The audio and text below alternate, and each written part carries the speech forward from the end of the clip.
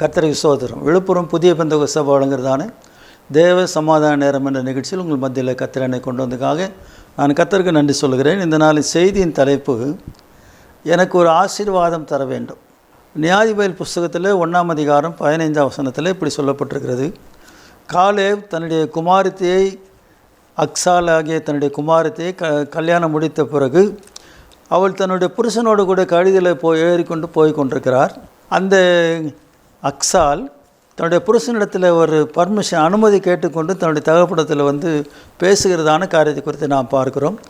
அவள் எதுக்காக கீழே இறங்கி கழுதிலேருந்து வந்தால் நாம் பார்க்கும்போது, அவருடைய தகப்பன் காலேப் அவளுக்கு வறட்சியான நிலத்தை கொடுத்துட்டாராம். கர்த்தருக்கு ஸ்தோத்திரம். வறட்சியான நிலத்தை கொடுத்ததுனால என்னுடைய தகப்பனிடத்தில் நான் செழிப்பான ஒரு நிலத்தை வாங்க வேண்டும் என்று சொல்லி இந்த அக்சால் கழுதை விட்டு இறங்கி வரதை நாம் பார்க்கிறோம். அதை நான் வாசிக்கிறேன். கர்த்தருக்கு ஸ்தோத்திரம். நியாயாதிபதிகள் 1ஆம் அதிகாரம் 14ஆம் வசனம். என் தகப்பனிடத்தில் ஒரு வயல்வெளியை கேட்க வேண்டும் என்று அவனிடத்தில் உத்தரவு பெற்றுக்கொண்டு கழுதையின் மேலிருந்து இறங்கினால், காலேப் அவளை நோக்கி உனக்கு என்ன வேண்டும் என்றால், அப்போது அவள், எனக்கு ஒரு ஆசீர்வாதம் தர வேண்டும், வறட்சியான நிலத்தை எனக்கு தந்தீர், நீர் பாய்ச்சலான நிலங்களையும் எனக்கு தர வேண்டும் என்றால், அப்போது காலேப் மேற்புறத்திலும் கீழ்ப்புறத்திலும் அவனுக்கு நீர் பாய்ச்சலான நிலங்களை கொடுத்தான். கர்த்தருக்கு மகிமை உண்டாகட்டும்.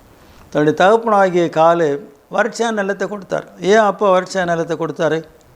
அதில் ஏதோ ரகசியம் இருக்கும். இன்றைக்கு வேத புஸ்தகத்தில் நமக்கு மறைவானவைகள் தெரியாதவைகள் எல்லாம் தேவனுக்குரியவைகள், மறைவானவைகள் எல்லாம் கர்த்தருக்குரியவைகள். இன்றைக்கி அநேக காரியங்கள், எல்லா காரியம் நம்மால் வேதத்திலேருந்து இருக்கிற காரியங்களை புரிஞ்சிக்க முடியாது. சில காரியங்கள் மறைவாக தான் இருக்கும். கர்த்தருக்கு ஸ்தோத்திரம். சில காரியங்கள் ரகசியமாக தான் இருக்கும். சில காரியங்கள் மறைக்கப்பட்டிருக்கும். இந்த மறைக்கப்பட்டிருக்கிற காரியங்கள்லாம் கர்த்தருக்குரியதுன்னு சொல்லி நாம் போக வேண்டும். கர்த்தருக்கு மகிமை உண்டாகட்டும். இந்த அக்சால் தன்னுடைய தகப்பனிடத்துக்கு வருகிறதுக்கு புருஷனிடத்தில் அனுமதி கேட்டுக்கொண்டு வந்தாள். கர்த்தருக்கு ஸ்தோத்திரம். அவள் செய்து நான் உங்களுக்கு ஞாபகப்படுத்த விரும்புகிறேன். முதலாவது காரியம், ஒரு வயல்வெளியை கேட்க வேண்டும் என்று நினைத்தாள். கர்த்தருக்கு என்னுடைய அப்பா வறட்சியான நிலத்தை கொடுத்துட்டாரு, நான் இப்படியே தன்னுடைய மாமியார் வீட்டுக்கு போனால் இந்த வறட்சியான நிலத்தை வாங்கிட்டு வந்தீங்கன்னு சண்டை போடுறதுலாம் நிறைய வாய்ப்பு இருக்குது.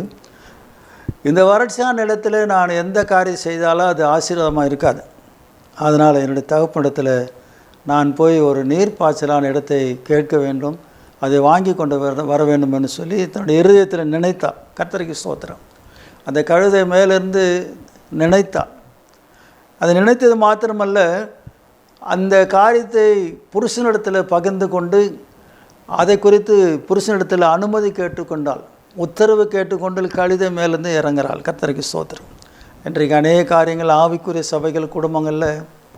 சபைகளில் மனைவி செய்கிறது புருஷனுக்கு தெரியாது, புருஷன் செய்கிறது மனைவிக்கு தெரியாது.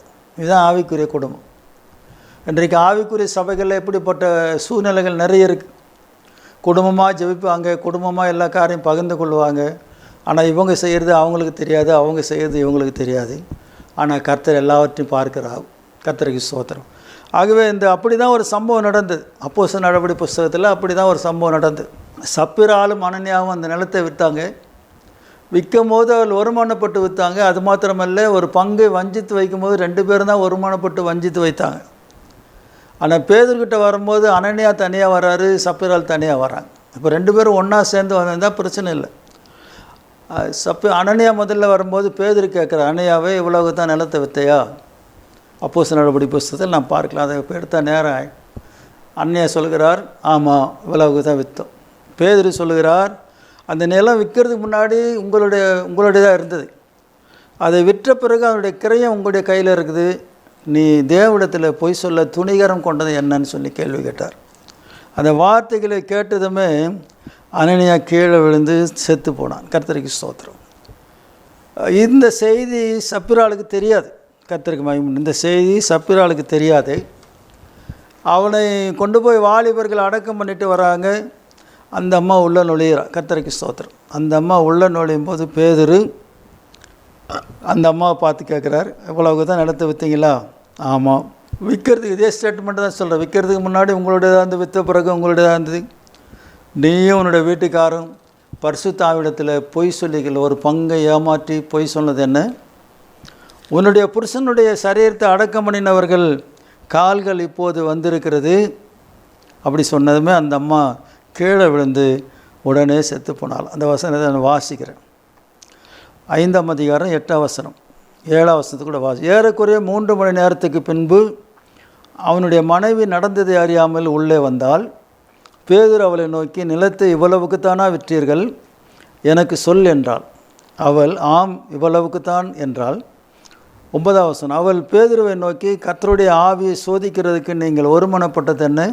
இதோ உன் புருஷனை அடக்கம் பண்ணினவருடைய கால்கள் வாசற்படியில் வந்திருக்கிறது, உன்னையும் வெளியே கொண்டு போவாள் என்றார். 10ஆம் வசனத்தில், உடனே அவள் அவனுடைய பாதத்தில் விழுந்து ஜீவனை விட்டாள். வாலிபர்கள் உள்ளே வந்து அவள் மரித்து போனதை கண்டு அவளை வெளியே எடுத்து கொண்டு போய் அவளுடைய புருஷன் அண்டையில் அடக்கம் பண்ணினார்கள். எனக்கு அன்பானவரில், நிலத்தை விற்றாங்க, ஒரு பங்கை மறைச்சாங்க.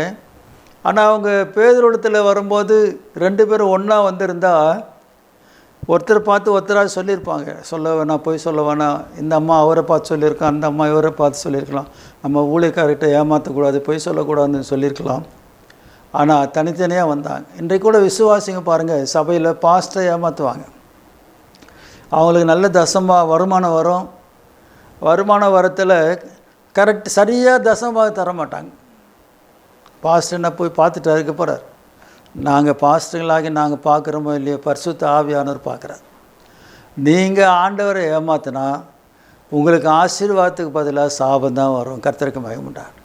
இந்த ஒரு பங்கை வஞ்சித்து வைத்தார்கள். வஞ்சித்து வச்சனால இந்த அனனியா சப்பரால் நல்லா வாழ்ந்தாங்களா?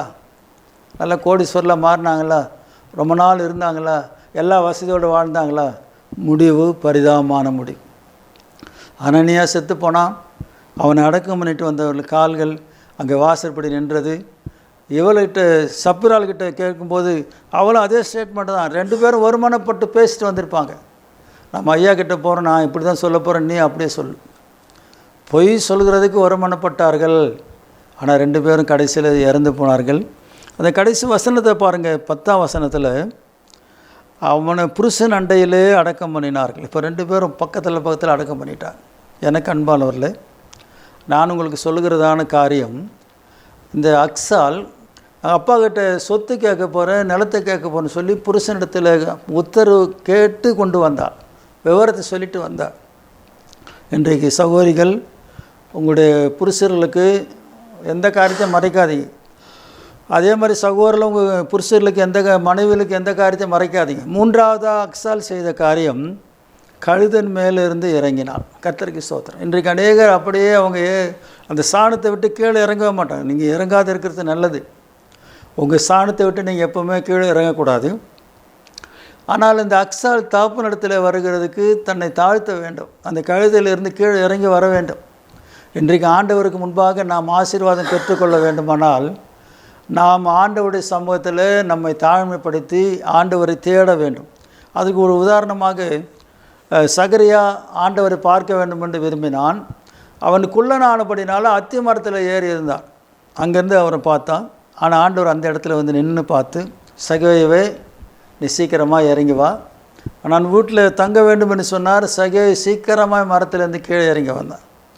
அவன் மரத்துலேருந்து இறங்கி வர வேண்டும். இன்றைக்கு அநேக ஆவிக்குரிய ஜீவத்தில் உயரமாக அப்படியே நாங்கள் அப்படியே தான் இருப்போம். எங்கள் நிலைமையிலேருந்து நாங்கள் இறங்கி வர மாட்டோம். ஆண்டவர்கிட்டையும் தாழ்மைப்பட மாட்டோம். ஆனால் கர்த்தரை ஆசீர்வதிக்கணும். இது வாய்ப்பே இல்லை. இந்த நாட் பாசிபிள்னு சொல்லுவாங்க. இதுக்கு வாய்ப்பே கிடையாது. நீங்கள் ஆண்டவரை தேடணும், ஆண்டவரிடத்தில் தாழ்மைப்படுத்தணும், ஆண்டவர்கள சமூகத்தை நாடி வராத வரைக்கும் நீங்கள் நன்மை பெற்றுக்கொள்ள முடியாது.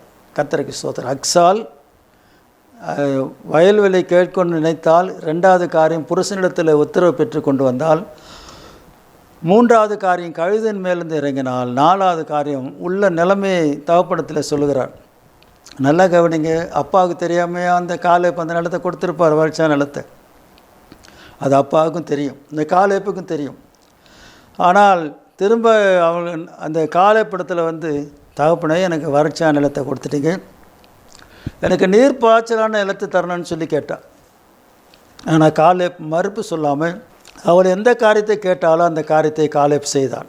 மேற்கிலும் கிழக்கிலும் அவனுக்கு நீர் பாய்ச்சலான நிலங்களை கொடுத்தார். கர்த்தருக்கு மகிமை உண்டாகட்டும். மத்தேயு சுவிசேஷம் 7ஆம் அதிகாரத்தில், நாமத்தில் நீங்கள் எதை கேளுங்கள் அப்போது கொடுக்கப்படும் என்று சொன்னால், தேடுங்கள் அப்போது கிடைக்கும் என்று சொன்னால், தட்டுங்கள் அப்போது திறக்கப்படும் என்று சொன்னால், இதெல்லாம் நமக்கு மனப்பாடமாக தெரிஞ்ச வசனம். கேட்குறோம், தேடுகிறோம், தட்டுகிறோம், ஆனால் இன்னும் இது வரைக்கும் நமக்கு கிடைக்கல. இது வரைக்கும் நமக்கு தேடியும் கண்டுபிடிக்க முடியவில்லை. இது வரைக்கும் தட்டுறோம், கதவு திறக்கப்படாது இருக்கிறது. காரணம், நாம் இன்னும் சரியாகலை. வசனம் அப்படி தான் சொல்கிறேன்.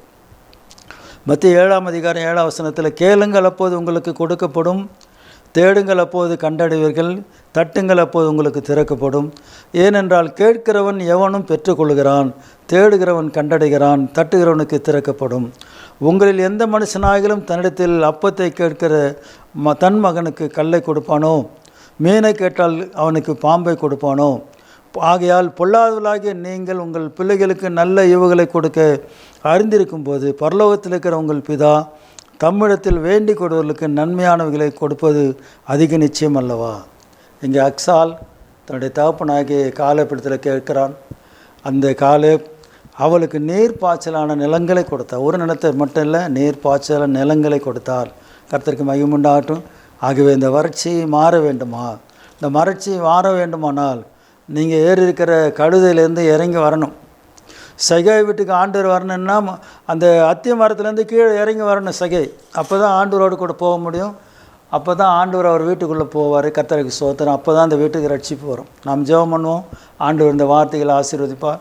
அக்சாலை நினைத்து கொள்ளுங்கள். அக்சால் செய்தது வயல்வெளி கேட்க வேண்டும் என்று நினைத்தால், தன் புருஷனிடத்தில் அதுக்கு உத்தரவு பெற்றுக்கொண்டால், கழுதையின் மேலிருந்து இறங்கினால், தகப்பனத்தில் வந்து கேட்டால் தகப்பன் கொடுத்தார். ஜெபம் பண்ணுவோம். ஆண்டவரே, இந்த வார்த்தைகளுக்காக நன்றி செலுத்துகிறோம். அக்சாலை போல ஆண்டவரே, நாங்கள் நல்ல செழிப்பான நிலங்கள் இடத்தில் கேட்கிறோம். நீர் அந்த காலேப்பை போல எங்களுக்கு செழிப்பான நிலங்களை தருவீராக. இந்த வார்த்தைகளுக்காக நன்றி செலுத்துகிறோம். இந்த ஜாய்டி நிறுவனத்தை ஆசீர்வதியும். நிறுவனருக்கு வேண்டிய நல்ல சுகம் இல்லத்தார் பணிபோர் தம்முடைய பிள்ளைகளை ஆசீர்வதியும். இதை பார்த்து கொண்டு தம்முடைய பிள்ளைகளை குடும்பங்களை ஆசீர்வதிப்பீராக. தொடர்ந்து நடத்தும். கனம் துதி மகிமெல்லாம் நமக்கு தருகிறோம். இயேசுவின் நாமத்தில் கேட்கிறோம் பிதாவே, ஆமென். கர்த்தருக்கு ஸ்தோத்திரம். கர்த்தர் உங்களை ஆசீர்வதிப்பாராக. God bless you.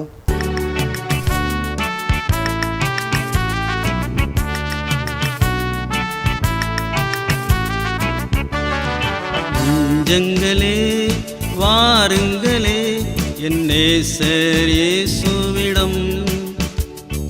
நெஞ்சங்களே வாருங்களே, என் நேசர் இயேசுவிடம். வந்திடுவீர் இந்நேரமே, வா என்று அழைக்கின்றாரே. வந்திடுவீர் இந்நேரமே, வா என்று அழைக்கின்றாரே.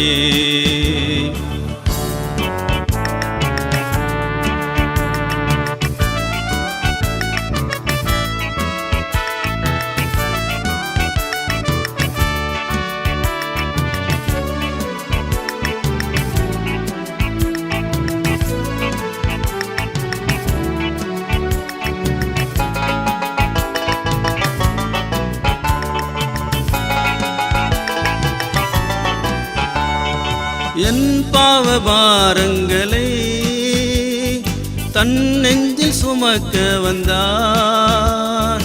என் பாவ பாரங்களை தன் நெஞ்சில் சுமக்க வந்தார். எல் துன்ப துக்கங்களை எல்தனில் நீக்க வந்தார். எல் துன்ப துக்கங்களை எல்தனில் நீக்க வந்தார். நெஞ்சங்களே வாருங்களே, என் நேசர் இயேசுவிடம். வந்திடுவீர் இந்நேரமே, வா என்று அழைக்கின்றாரே.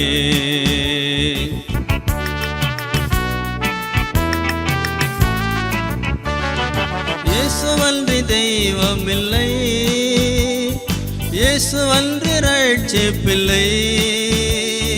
இயேசுவன்றி தெய்வமில்லை, இயேசுவன்றி ரட்சிப்பில்லை. உலகத்தில் ரட்சகராம் எல்தனில் உதித்து விட்டார். உலகத்தில் ரட்சகராம் எல்தனில் உதித்து விட்டார். நெஞ்சங்களே வாருங்களே என் நேசர் இயேசுவிடம் வந்திடுவே